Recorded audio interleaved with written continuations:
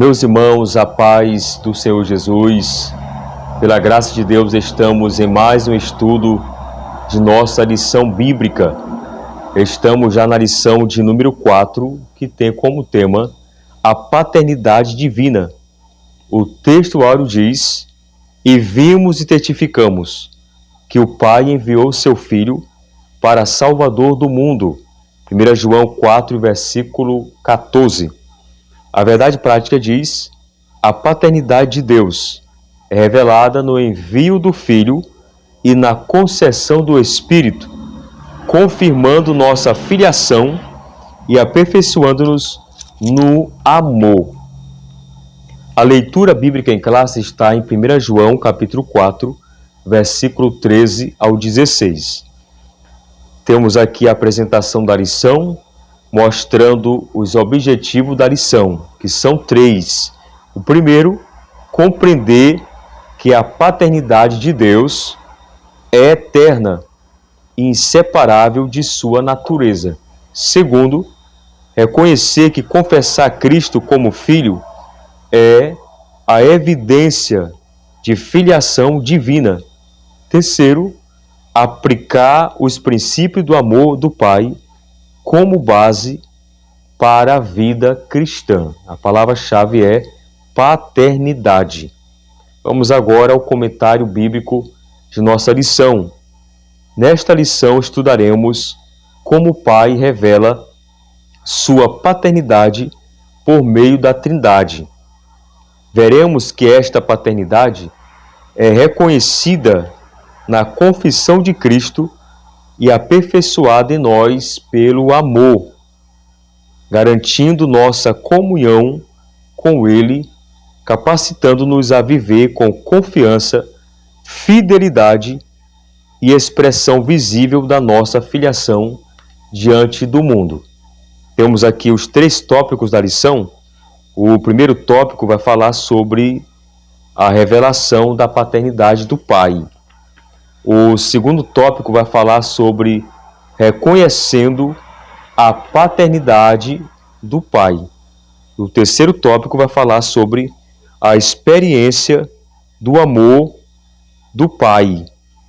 Então vamos aqui ao primeiro ponto do primeiro tópico, que vai falar sobre definição da paternidade do Pai. O primeiro ponto vai falar sobre esse ponto importante, mostrando aqui que a paternidade do Pai é atributo da primeira pessoa da Trindade, que opera por meio do Filho e do Espírito Santo. O apóstolo Paulo, em Efésios capítulo 4, versículo 6, ele fala sobre isso, quando ele diz: "Um só Deus e Pai de todos, o qual é sobre todos e por todos e em todos vós." Então observe aí que o Pai é a fonte de tudo. Ele é soberano. Então a definição da paternidade divina revela que Deus é a origem de tudo. Deus, ele é o princípio sem princípio, e ele não é gerado, mas é aquele que gera o Filho e de quem, junto com o Filho, procede o Espírito Santo. Então, entender a paternidade divina é uma fonte de consolo, porque nós podemos confiar no cuidado do Deus Pai, pois Ele é originador de toda boa dádiva, como disse o apóstolo Tiago, lá no capítulo 1, versículo 17. O segundo ponto vai falar sobre a paternidade eterna do Pai. E observamos aqui que a paternidade de Deus não tem início no tempo. Deus é Pai desde a eternidade. O Senhor Jesus, na oração sacerdotal, disse algo interessante. Lá em João capítulo 17 e versículo 5, Jesus ele diz: "E agora glorifica-me tu, ó Pai, junto de ti mesmo, com aquela glória que tinha contigo antes que o mundo existisse. Então podemos ver aí que a paternidade de Deus é uma verdade antes mesmo da criação do mundo. O Pai, o Filho e o Espírito Santo. Podemos ver que é anterior à criação, mostrando que sempre existiu. E aqui mostra que em si o Pai possui uma paternidade eterna. A identidade de Deus como Pai, ela é eterna. Não houve momento em que Deus se tornou Pai. E podemos ver aqui que o comentarista destaca é que o Pai sempre foi Pai, o Filho sempre foi Filho e o Espírito sempre foi Espírito. Então podemos ver aqui algo interessante mostrando que Deus é Pai desde o princípio, que Deus é Pai desde a eternidade. Então vamos aqui ao terceiro ponto, que vai falar sobre o Pai gerou o Filho. Podemos ver aqui que a geração do Filho não implica a criação. Ele sempre existiu com o Pai, com a mesma essência. Lá em João capítulo 5, versículo 26, Jesus diz: porque como o Pai tem a vida em si mesmo, assim deu também ao Filho ter a vida em si mesmo. Então o Filho não foi criado, mas é eternamente gerado pelo Pai, compartilhando da mesma essência divina. Isto significa que Jesus é plenamente Deus, com a mesma autoridade e poder do Pai. Essa é a verdade fundamental para a nossa fé. Quarto, o Pai nos concede o Espírito. Aqui o comentarista nos ensina algo interessante, mostrando que o Espírito Santo também tem sua origem no Pai, mas de modo distinto. Ele procede do Pai e é enviado pelo Filho. Saber que o Espírito Santo procede do Pai e do Filho é muito mais do que um detalhe teológico. É uma fonte poderosa de segurança para a nossa vida cristã. Na verdade, como disse o próprio apóstolo Pedro, lá em Atos capítulo 5, diz que o Espírito Santo é o próprio Deus. E o Espírito Santo, como é falado aqui no comentário, nos aproxima do Pai, nos revela a verdade e nos fortalece em nossa caminhada cristã. Então o Espírito Santo nos aproxima do Pai, testemunha ao nosso espírito que somos filhos de Deus e nos guia em toda verdade. Então o Espírito Santo, que foi o Consolador enviado pelo Pai, nos traz essa certeza de filiação, mostrando que somos filhos de Deus e esse mesmo Espírito Santo nos guia em toda a verdade. Vamos agora aqui para a sinopse 1, que diz: a paternidade de Deus é eterna, revelada no envio do Filho e na concessão do Espírito. O segundo tópico vai falar sobre reconhecendo a paternidade do Pai, mostrando aqui o primeiro ponto, confessar Cristo como Filho. E aqui já podemos aprender algo interessante, que a confissão de que Jesus é o Filho de Deus é um ato central na fé cristã. O apóstolo João fala sobre isso. 1 João capítulo 4, versículo 15, ele diz: qualquer que confessar que Jesus é o Filho de Deus, Deus está nele e ele em Deus. Então, reconhecer a filiação divina de Cristo é mais do que uma afirmação privada, é uma declaração pública de fé e sinaliza que Deus habita no coração do crente. Então, o que podemos aprender é que a confissão de que Jesus é o Filho de Deus é o ato central da fé cristã. É um ato central daquilo que nós acreditamos. Confessar que Jesus é o Filho de Deus é o fundamento da nossa fé. Não é somente um ato verbal, mas uma expressão de fé genuína que transforma o coração e a vida. Então, uma forma de se achegar até a Deus, a única forma de ter acesso ao Pai é reconhecer Jesus como Filho de Deus. É reconhecer que Jesus é o verdadeiro Salvador da humanidade. E reconhecendo que Jesus é o Filho de Deus, é de fato a única forma legítima de acesso ao Pai. Como Jesus disse em João 14, versículo 6, um versículo bem conhecido, que Jesus diz: eu sou o caminho, a verdade e a vida, e ninguém vem ao Pai a não ser por mim. Então, negar o Filho é, por consequência, negar o acesso ao Pai. Então, quem nega o Filho não tem como ter acesso ao Pai. Então, o pecador precisa confessar a Cristo como Filho, acreditando que Jesus é o verdadeiro Salvador da humanidade. Então, uma forma de acesso a Deus, uma forma de acesso para morar no céu é confessando a Jesus como Salvador, é acreditando que Jesus é verdadeiramente o Filho de Deus. Vamos aprender mais um pouco aqui no segundo ponto, que vai falar sobre a perfeição do amor do Pai. O amor faz parte da natureza do Pai. O amor faz parte da natureza do Deus Pai. João fala sobre isso, 1 João 4,16, quando ele diz: e nós conhecemos e cremos no amor que Deus nos tem.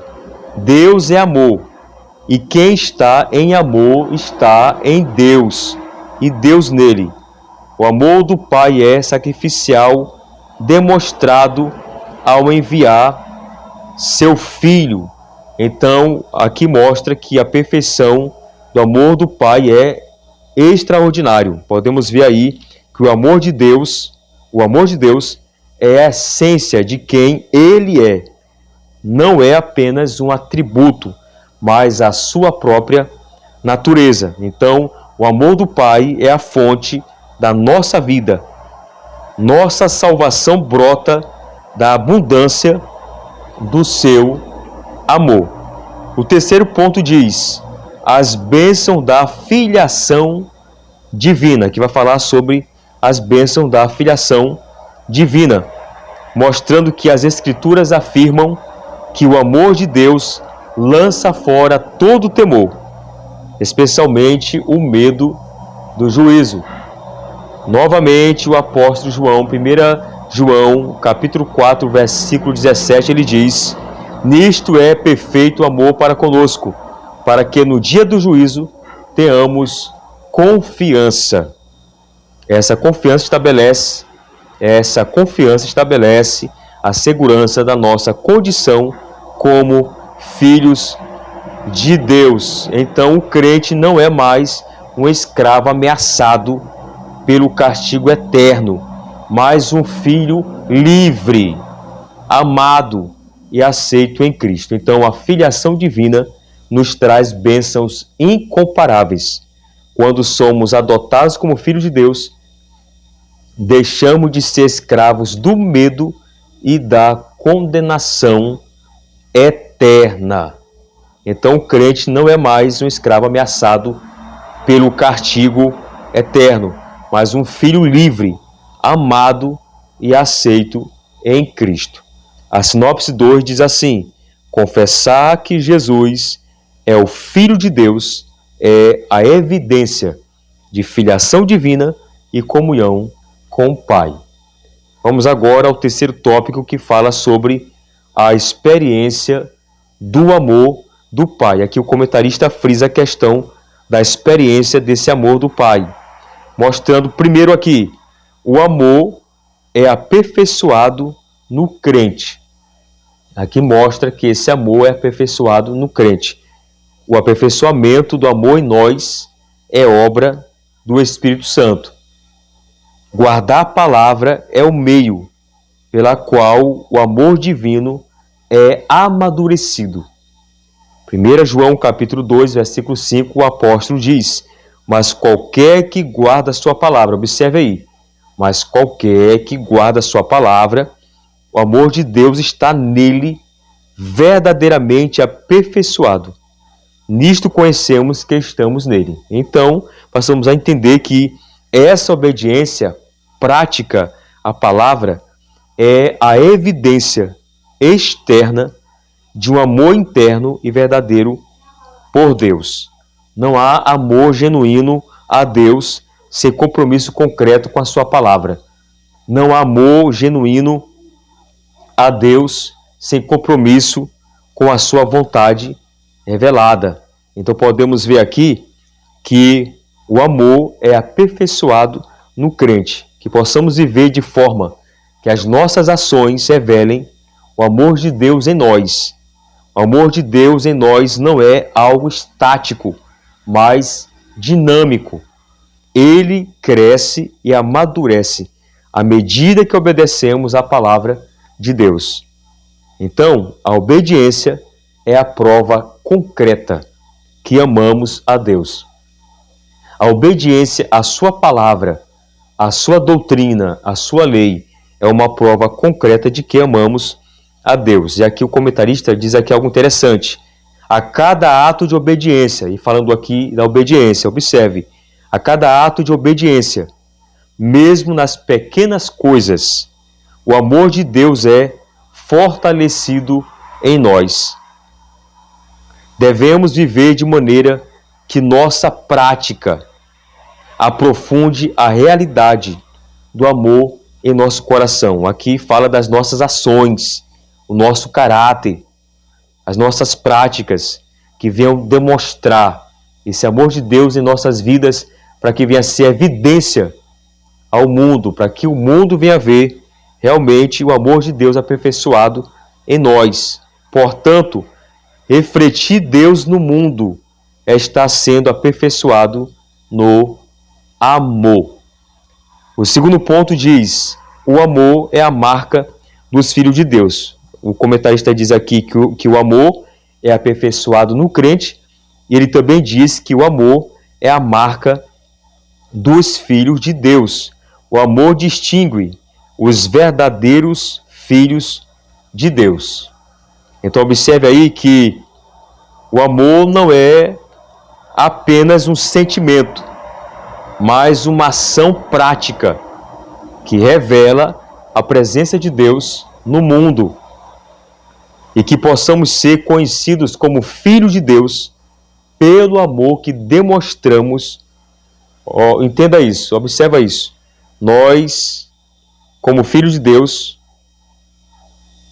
passamos a entender que nós demonstramos esse amor a partir de nossas palavras e de nossas ações.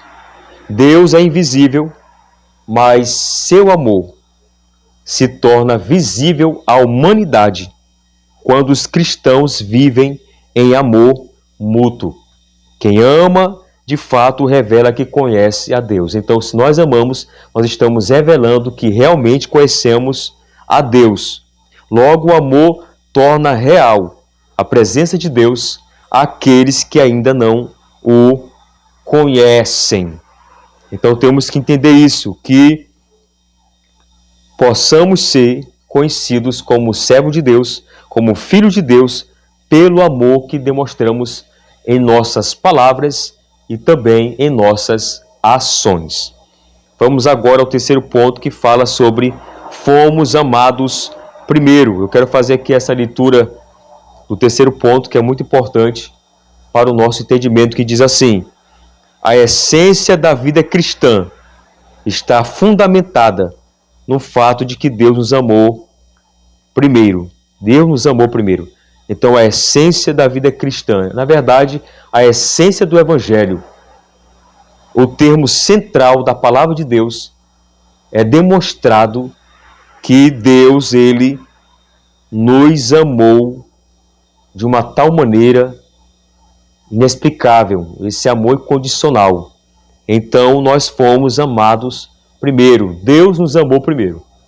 O apóstolo João, 1 João capítulo 4, versículo 19, esse versículo sacro, esse versículo extraordinário, João diz: nós o amamos, porque ele nos amou primeiro. Indica que a salvação, a fé e a nossa capacidade de amar são respostas à iniciativa incondicional do amor divino. Então foi Deus que teve a iniciativa de salvar o homem. O homem não teve nenhum tipo de iniciativa. A iniciativa para salvar o homem, para salvar a humanidade, provém de Deus. É interessante que lá no Jardim do Éden, em Gênesis, lá no capítulo 3, quando o homem peca, quando o homem transgride a lei de Deus, é Deus que vai em busca de Adão, providenciando assim seus lampejos do amor dele, do amor de Deus para com a humanidade. Então, podemos ver aí que a essência da vida cristã está fundamentada no fato de que Deus nos amou primeiro. E podemos ver, em vista disso, fomos amados antes de qualquer mérito, antes de qualquer movimento pessoal em direção a Deus. Fomos amados no pior estado possível, em pecado, e recebido como filhos em Jesus. Esta verdade sinaliza que somente pelo Espírito conseguimos amar a Deus, ao próximo e ao inimigo. Antes da nossa redenção, houve uma cruz sangrenta preparada por amor. Desse modo, espera-se que a postura cristã seja uma resposta agradecida à essência desse amor imerecido.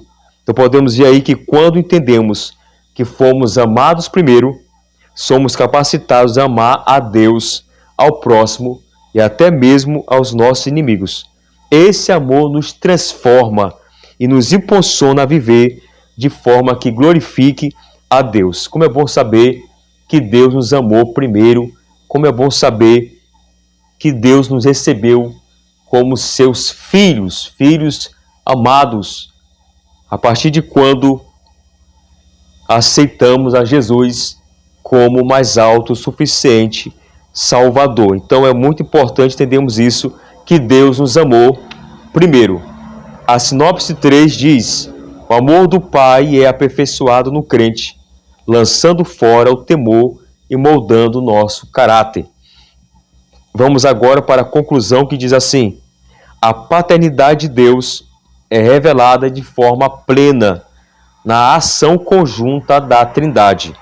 O Pai envia o Filho, concede o Espírito e estabelece conosco uma relação sólida e paterna.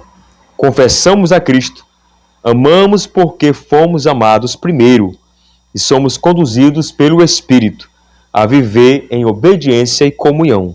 A nossa identidade como filhos de Deus é firmada em sua iniciativa soberana e amorosa, garantindo-nos plena confiança para o dia da eternidade e ajudando-nos a refletir o amor do Pai ao mundo. Que possamos guardar essa palavra em nossos corações. Deus abençoe a tua vida e tua família. Que você venha ter uma boa aula debaixo da graça de Deus, em nome de Jesus. Amém.